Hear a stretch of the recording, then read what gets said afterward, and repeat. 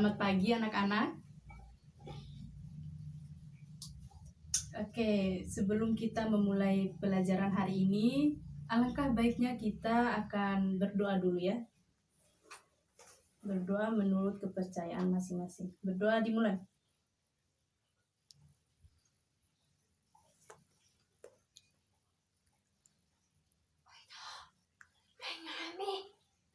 Amin. Baik, sebelum Ibu memulai pelajarannya, pertama Ibu akan absen dulu ya. Siapa aja yang tidak hadir?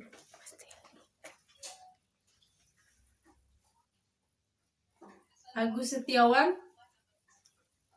hadir ya. Bayu Utomo hadir. Citra Putri hadir ya. Desi Purnamasari hadir. Siti Hajar,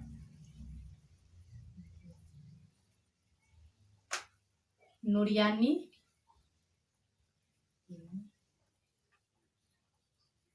Runin Nur Istiqomah, Tiara Putri,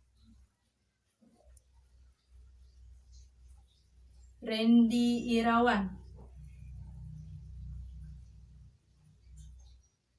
Muhammad Rizki.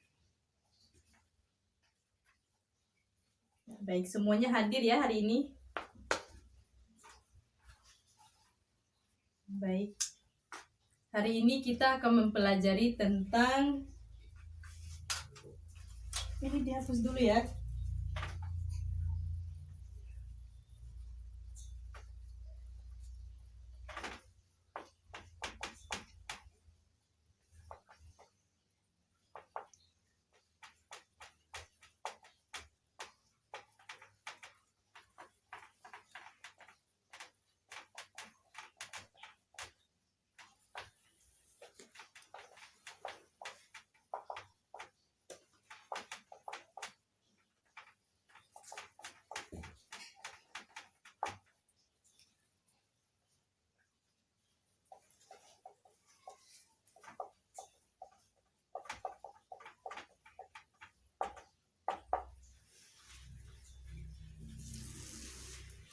Hari ini kita akan mempelajari tentang teks eksposisi.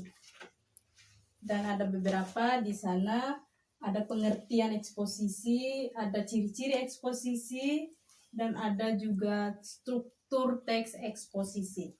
Ada yang tahu sebelum Ibu menerangkan apa itu, ada yang tahu apa itu teks eksposisi? Atau ada yang pernah dengar apa itu teks eksposisi? Sebelumnya, anak-anak yang bisa menjawab, bisa angkat tangan ya. Ayo, ada yang jawab? Ada ya. Baik, Ibu akan menerangkan ya. Dimulai dulu dari pengertian eksposisi. Pengertian eksposisi adalah paragraf atau karangan yang terkandung sejumlah informasi dan pengetahuan ya, dan pengetahuan yang disajikan secara singkat, padat, dan akurat. Di sini apa yang kita lihat dari paragraf itu, kita bisa memahami karena paragraf tersebut singkat, padat, dan jelas gitu. Baik, itu tadi penjabaran dari teks eksposisi, pengertiannya tadi sudah Ibu jelaskan ya. Baik, selanjutnya kita akan masuk pada ciri-ciri teks eksposisi, pembagian 2 ya. Baik, ciri-ciri teks eksposisi, ciri umumnya ada beberapa ciri-ciri ya. Yang pertama, singkat. Dalam teks karangan eksposisi itu kita harus penulis harus menulis secara singkat. Itu ya. Dan yang kedua, padat. Dalam karangan teks eksposisi, penulis harus benar-benar menulis dengan padat dan jelas supaya pembacanya itu bisa memahami apa yang penulis menuliskan. Itu ya. Dan selanjutnya akurat. Di sini akurat pada karangan teks eksposisi, penulis harus memberikan informasi dengan akurat atau benar. Kalau tidak benar kan namanya juga teks eksposisi ya, harus memberikan informasi yang benar-benar menuliskan itu penulisnya gitu ya. Dan selanjutnya berusaha menjelaskan sesuatu. Di sini penulis tidak hanya menulis saja, juga harus menjelaskan sesuatu, apa sih yang dia tulis itu, supaya orang-orang tuh bisa memahami atau bisa mengerti apa yang dia tulis gitu. Dan selanjutnya ada juga gaya bersifat informatif, ada fakta dipakai sebagai alat distributif, dan fakta dipakai sebagai alat kontribusi.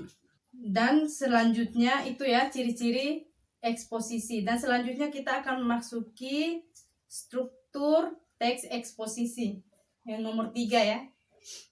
Yang pertama di sini ada judul. Kita harus menggambarkan sesuatu yang dibahas dalam teks eksposisi. Misalnya gini, kita harus menggambarkan dulu apa yang judul apa yang kita harus ambil. Dan yang kedua, pernyataan umum atau tesis. Di sini pernyataan umum atau tesis berfungsi untuk memperkenalkan atau alasan panjang pendeknya bagian ini tergantung pada jumlah argumen yang telah kalian kenalkan secara garis besar di dalam pernyataan umumnya. Di sini dijelaskan berfungsi pernyataan umum atau tesis. Kita harus memberikan alasannya, alasan panjang atau pendeknya itu bagian. Kita harus memberikan alasan secara argumen kita gitu ya anak-anak. Dan yang terakhir ada penegasan ulang pendapat atau kesimpulannya. Di dalam misalkan kita membuat makalah kan harus ada kesimpulan atau saran ya gitu. Dan di sini juga harus dengan penegasan ulang pendapat, yaitu pengulangan tersebut dilakukan dengan berdasarkan pada argumen yang telah disajikan di dalam bagian sebelumnya. Seperti itu anak-anak. Demikian penjelasan dari Ibu tadi tentang teks eksposisi, pengertian teks eksposisi, ciri-ciri teks eksposisi, dan struktur teks eksposisi. Dan barangkali ada yang mau bertanya? Ada yang ingin bertanya, anak-anak? Sebelum Ibu memberikan tugas atau PR ya. Yang mau bertanya bisa angkat tangan.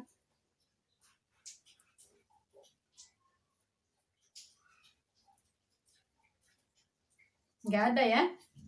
Baik, Ibu akan memberikan tugas.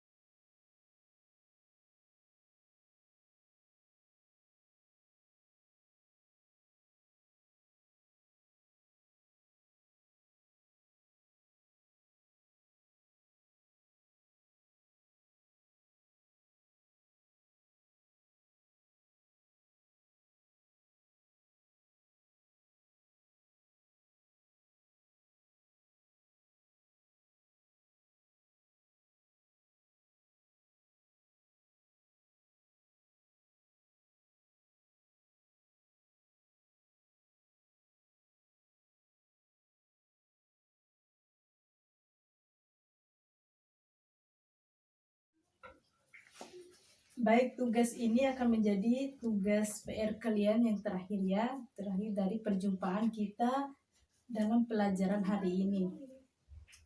Cukup sekian hari ini dan terima kasih atas perhatian anak-anak. Wassalamualaikum warahmatullahi wabarakatuh.